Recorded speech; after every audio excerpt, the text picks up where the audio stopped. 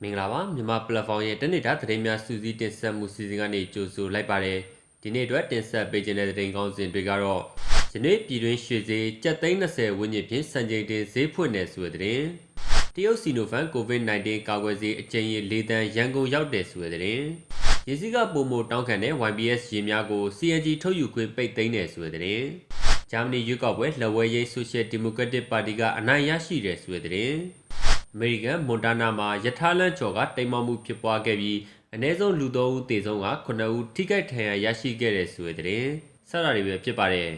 ပထမဆုံးအနေနဲ့တင်ဆက်ပေးခြင်းတဲ့သတင်းပုတ်ကတော့ယနေ့ပြည်တွင်းရွှေဈေးကျပ်သိန်း20ဝန်းကျင်ဖြင့်စံချိန်တင်ဈေးဖွင့်နေဆိုတဲ့သတင်းကိုတင်ဆက်ပေးကြပါမယ်ယနေ့စက်တင်ဘာလ29ရက်ပြည်တွင်းရွှေဈေးဖွင့်ချိန်အကယ်ဒမီရွှေတစ်ကျပ်သားကိုကျပ်သိန်း20ရောက်လူနီးပါးစံချိန်တင်မြင့်တက်လာနေပြီဖြစ်တယ်လို့ရန်ကုန်တိုင်းဒေသကြီးရွှေလုပ်ငန်းရှင်များအသင်းမှထုတ်ပြန်တဲ့ရွှေဈေးနှုန်းတွေရသိရပါတယ်။ယနေ့နနက်7:50မိနစ်ရွှေဈေးဖွင့်ချိန်မှာအကယ်ဒမီမီလင်းရွှေတစ်ကျပ်သားကိုကျပ်19သိန်း8400ကျပ်ဖြင့်ဈေးဖွင့်ခဲ့တာပါ။ပြီးခဲ့တဲ့စက်တင်ဘာလ20ရက်ပြည်တွင်းရွှေဈေးပိတ်ချိန်မှာရွှေတစ်ကျပ်သားကို18သိန်း4500ကျပ်ရှိခဲ့တာကြောင့်6ရက်တာအတွင်းကျပ်3သိန်း4000နီးပါးမြင့်တက်လာခဲ့ခြင်းဖြစ်ပါတယ်။ပြည်တွင်းရွှေဈေးသမိုင်းတစ်လျှောက်စက်တင်ဘာလ17ရက်ကဖြစ်ပေါ်ခဲ့တဲ့ရွှေတစ်ကျပ်သားကိုကျပ်19သိန်းကျော်ဈေးနှုန်းမှာစံချိန်တင်ဈေးဖြစ်ခဲ့တော့လဲယနေ့ရွှေဈေးဖွင့်ချိန်မှာရွှေဈေး19သိန်း8400ကျပ်မှာစံချိန်တင်ဈေးနှုန်းဖြစ်လာခဲ့ပါတယ်။ကမ္ဘာရွှေဈေးမှာတော့စက်တင်ဘာလ23ရက်ကရွှေတအောင်စကိုကန်ဒေါ်လာ1966ဖြင့်ဈေးပိတ်ခဲ့ပြီးစက်တင်ဘာလ24ရက်မှာရွှေတအောင်စကိုကန်ဒေါ်လာ1950သို့ကျဆင်းခဲ့ကယနေ့စက်တင်ဘာလ29ရက်ထိအဆိုပါဈေးနှုန်းဖြင့်ကမ္ဘာရွှေဈေးတည်ငြိမ်နေတယ်လို့သိရပါတယ်။လက်ရှိပြည်တွင်းမှာရွှေဈေးနှုန်းများမှာစက်တင်ဘာ20ရက်မှစတင်ကတဖြည်းဖြည်းစံချိန်တင်မြင့်တက်လာနေလို့ကန်ဒေါ်လာလျင်ငွေကျပ်2100ကျော်အထိစံချိန်တင်ငွေလဲလှယ်နှုန်းများဈေးကွက်တွင်ဖြစ်ပေါ်နေတာလည်းဖြစ်ပါတယ်။တရုတ်စီနိုဖန်ကိုဗစ် -19 ကာကွယ်ဆေးအကြိမ်ရေ4တန်းရန်ကုန်ရောက်တဲ့ဆိုတဲ့သတင်းကိုတင်ဆက်ပေးကြပါမယ်။မြန်မာနိုင်ငံကဝယ်ယူထားတဲ့တရုတ်စီနိုဖန်ကိုဗစ် -19 ကာကွယ်ဆေးအကြိမ်ရေ4တန်းရန်ကုန်ပြည်ပြည်ဆိုင်ရာလေဆိပ်သို့ပို့ဆောင်ရောက်ရှိခဲ့ပြီဖြစ်တယ်လို့မြန်မာနိုင်ငံဆိုင်ရာတရုတ်တန်ယုံကသတင်းထုတ်ပြန်လိုက်ပါတယ်။အဆိုပါကာကွယ်ဆေးတွေကစက်တင်ဘာလ26ရက်နေ့ညနေပိုင်းအချိန်ကရန်ကုန်ကိုရောက်ရှိခဲ့တာပါ။မြန်မာနိုင်ငံမှာကိုဗစ် -19 ကပ်ရောဂါတတိယလှိုင်းဖြစ်ပွားလာကြတဲ့ကတရုတ်နိုင်ငံကမြန်မာနိုင်ငံနဲ့တရုတ်ကာကွယ်ဆေးကုမ္ပဏီများချိတ်ဆက်ရန်တက်တက်ကြွကြွကူညီပေးပြီးအသက်သာဆုံးဈေးနှုန်းအလင်းမြန်ဆုံးနှုန်းဖြင့်မြန်မာနိုင်ငံထံကိုဗစ် -19 ကာကွယ်ဆေးထောက်ပံ့ပေးခဲ့တယ်လို့တန်ယုံကဆိုပါတယ်။လက်ရှိချိန်ထိတရုတ်နိုင်ငံမှာမြန်မာနိုင်ငံသို့ထောက်ပံ့ပေးသည့်ကိုဗစ် -19 ကာကွယ်ဆေးအကြိမ်ရေ16.6 တန်းရှိပြီဖြစ်ရာ၎င်းတို့နက်3.9 တန်းသည်တရုတ်နိုင်ငံမှာမြန်မာနိုင်ငံသို့လှူဒန်းပေးရခြင်းဖြစ်ပြီး12.8 တန်းသည်မြန်မာနိုင်ငံမှာဝယ်ယူခဲ့တာလည်းဖြစ်ပါတယ်။ရင်းစည်းကပုံမတောင်းခံတဲ့ YBS ရေများကို CNG ထုတ်ယူခွင့်ပိတ်သိမ်းမယ်ဆိုတဲ့သတင်းကိုတင်ဆက်ပေးကြပါမယ်။ရန်ကုန်တိုင်းတွင်ပြည်ဆွဲလျက်ရှိတဲ့ YBS ရေလိုင်းတွေမှာရင်းစည်းကပုံမတောင်းခံတဲ့ YBS ရေတွေကို CNG ထုတ်ယူခွင့်ပိတ်သိမ်းမှာဖြစ်တယ်လို့ရန်ကုန်တိုင်းဒေသကြီးပုဂ္ဂလိကတည်ယူပို့ဆောင်ရေးကြီးကြပ်မှုကော်မတီထံကသိရပါတယ်။ရခိုင်ကရင်းစည်းကပုံမတောင်းခံပါကဒဏ်ကြေး3000ကျပ်သတ်မှတ်ပြီးရင်မောင်းကိုရင်မောင်းခွင့်တလပိတ်သိမ်းရေးယူတဲ့စနစ်ကိုကျင့်သုံးခဲ့တာပါ။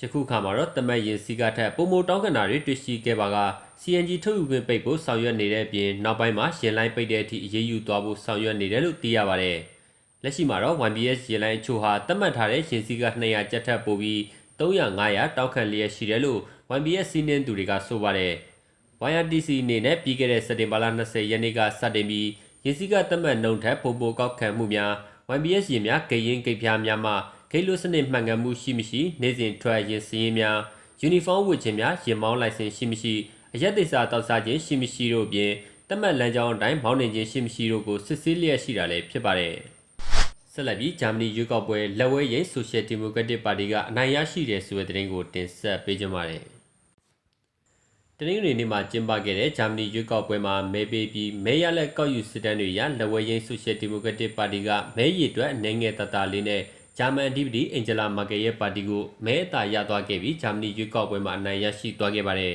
။စစ်တမ်းကောက်စည်းတွေရမဲရည်တွက်မှုအနေငယ်အသာနဲ့ SDP ပါတီက25.8ရာခိုင်နှုန်းလက်ရရင်ခရစ်ယာန်ဒီမိုကရက်တစ်ယူနီယံ CDU ပါတီက24.1ရာခိုင်နှုန်းရရှိခဲ့တယ်လို့သိရပါတယ်။အန်နာလီနာဘဲဘော့ဦးဆောင်တဲ့ Green ပါတီကတော့သူတို့ပါတီသမိုင်းတလျှောက်လူထုထောက်ခံမှုအများဆုံးမဲရလက်ရခဲ့ပြီးရွေးကောက်ပွဲမဲရည်အတွက်14.8ရာခိုင်နှုန်းနဲ့တတိယမှာရပ်တည်နေခဲ့တယ်လို့ဆိုပါတယ်။လက်ဝဲရေးဆိုရှယ်ဒီမိုကရက်တစ်ပါတီ SDP ပါတီကိုဦးဆောင်တဲ့အိုရှိုကသူ သူရဲ့ပါတီဥဆောင်မှုအတွက်ရှင်းရှင်းလင်းလင်းလုပ်ပိုင်ခွင့်အခွင့်အာဏာတွေရှိတဲ့ဆိုတဲ့အကြောင်းစောပိုင်းကပြောကြားခဲ့ပါတယ်။ရွေးကောက်ပွဲမဲထည့်ဝင်ခြင်းစောပိုင်းမှာမြည်သည့်ပါတီကဥဆောင်နိုင်ရလိမ့်မလဲဆိုတာကွက်ကွက်ပြပြခံမှန်းလို့မရသေးတဲ့ရလဒ်တွေရရှိခဲ့ပြီးမသေးခွဲသေးတဲ့ခြေအနေမှာညွန့်ပေါင်းအစိုးရဖွဲ့နိုင်ဖို့ရှိတယ်လို့လည်းခံမှန်းထားကြပါတယ်။16နှစ်ကြာဂျာမနီကိုဥဆောင်ခဲ့တဲ့အဓိပတိအင်ဂျလာမာကက်နှုတ်ထွက်ပြီးတဲ့နောက်ဥရောပရဲ့စီးပွားရေးအတောင်တင်းဆုံးတိုင်းပြည်ကိုဥဆောင်မဲ့သူနေရာအတွက်လက်ရရင်ခရစ်ယာန်ဒီမိုကရက်တစ်ယူနီယံ CDU ပါတီဝင်အာမင်လက်ရှက်နဲ့ဗန်နာရေးဝန်ကြီးဒုတိယဝန်ကြီးချုပ်တာဝန်ထမ်းဆောင်နေတဲ့လက်ဝဲရင်ဆိုရှယ်ဒီမိုကရက်တစ်ယူနီယံပါတီကအိုရှိုတို့ဟာအကျိန်နဲ့ရှင်ပြိုင်နေခဲ့ကြတာလည်းဖြစ်ပါတယ်။နောက်ဆုံးသတင်းတစ်ပုဒ်အနေနဲ့အမေရိကန်မွန်တာနာမှာရထားလမ်းချော်ကတိမ်မောက်မှုဖြစ်ပွားခဲ့ပြီးအနည်းဆုံးလူ3ဦးသေဆုံးက9ဦးထိခိုက်ဒဏ်ရာရရှိခဲ့တဲ့ဆိုတဲ့သတင်းကိုတင်ဆက်ပေးကြပါမယ်။အနည်းဆုံးလူ3ဦးသေဆုံးပြီးလူ9ဦးဆေးရုံတင်ခဲ့ရတဲ့မွန်တာနာပြည်နယ်မှာဖြစ်ခဲ့တဲ့ရထားလမ်းချော်တိမ်မောက်မှုဖြစ်စဉ်နဲ့ပတ်သက်ပြီးအထက်မြို့သားရထားပို့ဆောင်ရေးကော်ပိုရေးရှင်းကဖက်ဒရယ်လုံခြုံရေးအာဏာပိုင်တွေနဲ့စက်တင်ဘာလ26ရက်နေ့မှာစုံစမ်းစစ်ဆေးမှုလှုပ်ဆောင်ဖို့ပူးပေါင်းဆက်သွယ်လာခဲ့တယ်လို့သိရပါတယ်။နိုင်ငံပြည်သူလူထုတွေနဲ့အကူအညီပေးအဖွဲ့အစည်းတွေဟာရထားတိမ်မောက်လမ်းချော်မှုမှာအသက်ရှင်ကျန်ရစ်ခဲ့တဲ့ခီးသွွားတွေအတွက်အစားအသောက်ရေနဲ့ရိက္ခာနေရာထိုင်ခင်းတွေထောက်ပံ့ကူညီပေးဖို့အလင်းမြန်ပြင်ဆင်ပေးနေခဲ့ကြတယ်လို့သိရပါတယ်။ခီးသည်142ဦးနဲ့မိရထားဝန်ထမ်း18ဦးလိုက်ပါလာတဲ့ Westbourne Empire Builder ရထားဟာပြီးခဲ့တဲ့စက်တင်ဘာလ25ရက်နေ့နေ့လယ်ကပိုင်းကကနေဒါနယ်စပ် Liberty County နဲ့မိုင်နှင်းငယ်ဝေးတဲ့မြို့ငယ်လေး Joplin အနီးမှာရထားလမ်းချော်မှုဖြစ်ပွားခဲ့တာဖြစ်ပါတယ်။စနေနေ့ကရထားလမ်းချော်ခဲ့တဲ့ Amtrak ရဲ့ Westbourne Empire Builder ရထားတိမ်မောက်မှုဖြစ်စဉ်နဲ့ပတ်သက်ပြီးတော့အမျိုးသားတည်ယူပို့ဆောင်ရေးလုံခြုံရေးဘုတ်အဖွဲ့ကစုံစမ်းစစ်ဆေးရေးအဖွဲ့ဖွဲ့ပြီးစစ်ဆေးမှုတွေလုပ်သွားမှာပါလို့အဖွဲ့အစည်းက Twitter စာမျက်နှာပေါ်ရေးသားထားပါတယ်။အမေရိကန်ပြည်ထောင်စုအနောက်ပိုင်းတောင်တန်းပြည်နယ်မွန်တာနာ Great Falls ခြေဆိုင်အဖွဲ့ဝင်14ဦးပါဝင်တဲ့အထက်မှာစုံစမ်းစစ်ဆေးသူတွေရထားအချက်ပြကျွမ်းကျင်ပညာရှင်တွေပါဝင်မှာဖြစ်တယ်လို့မြို့သားတည်ယူပို့ဆောင်ရေးလုံခြုံရေးဘုတ်အဖွဲ့ကပြောခွင့်ရပုဂ္ဂိုလ် Eric ကဆိုပါတယ်။အဆိုပါရထားလမ်းချော်တိမ်မောက်မှုမှာအခြားသောရထားနဲ့စက်ပစ္စည်းကိရိယာတစ်စုံတစ်ခုကြောင့်ဖြစ်တာမျိုးမဟုတ်ဘူးလို့ဆိုထားပြီးရထားတွဲ10တွဲနဲ့ရထားဆက်ကောင်း2ခုပါဝင်တယ်လို့လည်းသိရပါတယ်။ဟုတ်ကဲ့ပါကျွန်တော်တို့ရဲ့တနေ့တာသတင်းများစူးစီးတင်ဆက်မှုစီစဉ်ကိုတင်းလာနေမှာတောက်ကြနေသည့်ညနေ6:00နာရီခွဲချိန်မှာတင်ဆက်ပေးနေပါတယ်ကျေးဇူးတင်ပါတယ်